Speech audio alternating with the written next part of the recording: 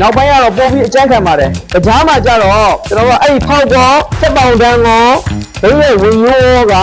အလိုက်တင်ကစားနိုင်အောင်အင်ဂျင်နီယာသဘောတရားအရာတိစောက်ထားပါတယ်။ဒါကြောင့်မို့လို့ပကြားသိန်းကနည်းနည်းမောင်းပြီဆိုရင်ဘိန်းလုံးလေးက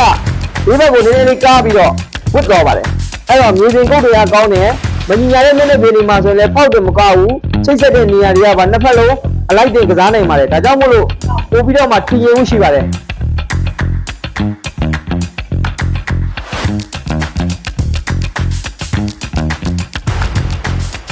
တရားဒါမိသားစုရှင်တော့မိသားစုအမကန်တုံးလို့မပြီးရင်ကျွန်တော်တို့အမကန်နောက်ထပ်အပြင်အမကန်တုံးလို့မဟုတ်အပြင်အမကန်ဆိုတာကကျွန်တော်တို့ဒီချင်းကိုကုန်တယ်လို့ခုံးလုံးတန်ကိုရဲတာကျွန်တော်တို့ဒီချင်းကိုတို့ချေရအောင်သူအမခံပါတယ်ဆိုတဲ့ဟာမျိုးနဲ့ကျွန်တော်တို့အမခံခိုင်းတာ ပြောသွားရှင်းသွားပြီးတော့ချင်းဝေကိစ္စတွေပါတယ်ပါအကုန်လုံးကိုရှင်းသွားတယ်ပြီးတော့တောင်းတောင်းဖြစ်တဲ့အောက်ပိုင်းပြဿနာတွေပါတယ်သူလည်းသိသွားတော့ကျေးဇူးရှိပါတယ်ကျေးဇူးများပါတယ်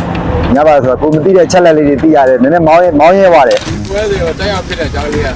အကြအာကြီးရဲ့လောကကန်လေးတွေအားလုံးဆင်ပြေတဲ့အတွက်